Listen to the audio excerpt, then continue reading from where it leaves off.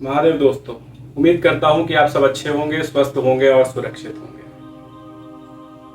सनातन धर्म में मंदिर जाना, पूजा पाठ करना सभी जरूरी है, लेकिन उसके साथ एक और चीज है जो बहुत महत्वपूर्ण है, वो है माथे पर तिलक लगाना या टीका लगाना। हम जब भी कोई पूजा करते हैं, कोई यज्ञ करते हैं, चाहे सत्यनारायण की कथा ही क्यों ना हो, तो सबसे पहले तिलक लगाया जाता है, उसके बाद कथा प्रारंभ होती है। बिना तिलक लगाए देवलोक के लिए किया गया कार्य अधूरा माना जाता है। तिलक जो है वो अनिवार्य है। अब एक महत्वपूर्ण विषय यहां पर यह आता है कि सनातन धर्म में, भारतीय संस्कृति में हमारे 5 जो है वो उंगलियां हैं और पांचों उंगली का तिलक लगाने की एक अलग कहानी है, एक अलग जो है वो विशेषता है। मतलब 5 उंगली, अलग अलग उंगलियों से तिलक लगाया जाता है और अलग अलग संबंध में लगाया जाता है, उनका अलग अलग महत्व है। तो आज जो है हम इसको समझेंगे।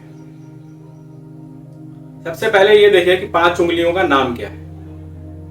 तो ये मैं यहां से शुरू करता हूं। इसे कहते हैं अंगुष्ठा, जिसे हम अंगूठा भी कहते हैं। ये यानी कि तर्जनी, ये यानी कि मध्यमा, ये अनामिका, सबसे महत्वपूर्ण जो है वो उंगली, और ये जो है वो कनिष्ठा।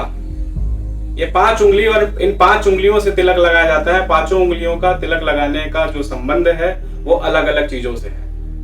हमको ये समझना चाहिए कि जब हम देवता से संबंधित कोई कार्य करते हैं तो कौन सी उंगली से तिलक लगाना चाहिए।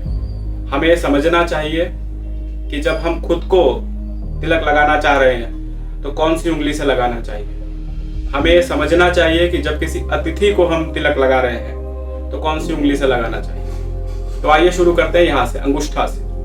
अंगुष्ठा जो है ये अतिथि के लिए भी प्रयोग किया जाता है, और इसका मानना यह है इस उंगली से जो तिलक लगाया जाता है, कहा जाता है ये स्ट्रेंथ को बढ़ाता है, शक्ति को बढ़ाता है आपके। जैसे आपने देखा होगा कोई युद्ध में जाता है तो हार जीत के लिए जब आप जाते हैं तो इसको लगाया जाता है, विजयी भव अंगूठा का, और अतिथि कोई आता है तो उसको भी लगाया जाता है। ये जो उंगली है तर्जनी, जिसे हम तर्जनी कहते हैं, ये तर्जनी जो है वो मृत व्यक्ति के से संबंधित कार्यों में प्रयोग किया जाता है।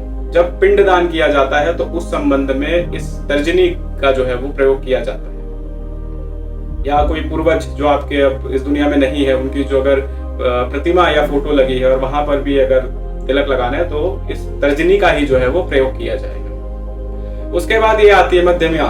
मध्यमा जो है वो प्रयोग किया जाता है, स्वयं के लिए भी किया जाता है, और ये आयु से संबंधित होती है, आयु बढ़ाने के लिए प्रयोग किया जाता है।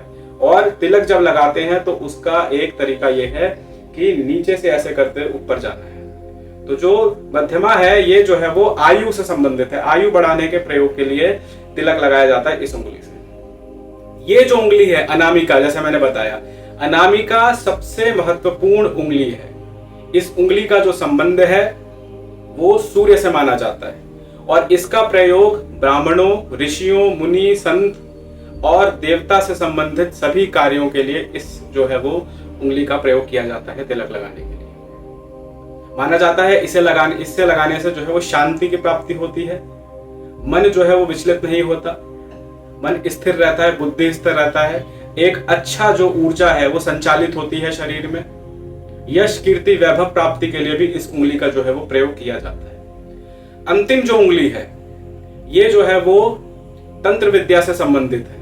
इसका प्रयोग जो है वो तांत्रिक लोग करते हैं, ये हम लोगों के लिए नहीं है। तंत्र विद्या से संबंधित उंगली का प्रयोग किया जाता है। तो इन 5 उंगली का इस तरीके से प्रयोग किया जाता है। और आप एक चीज और देखिएगा, जब भी कोई यज्ञ होता है या कोई हवन होता है तो उसमें जो है वो इन तीनों का उंगलियों का प्रयोग होता है। ऐसे इसका और इसका नहीं होता, यानी कि तर्जनी का और जो कनिष्ठा है इसका हम प्रयोग नहीं करते, इन तीनों का प्रयोग किया जाता है। तो हमें यह समझना चाहिए कि तिलक लगाने के लिए कौन सी उंगली का प्रयोग करना चाहिए। उम्मीद करता हूं आपको ये जानकारी अच्छी लगी होगी, और मैं आपसे मिलूंगा अगले सप्ताह। तब तक के लिए ध्यान रखिए, मुस्कुराते रहिए। हर हर महादेव।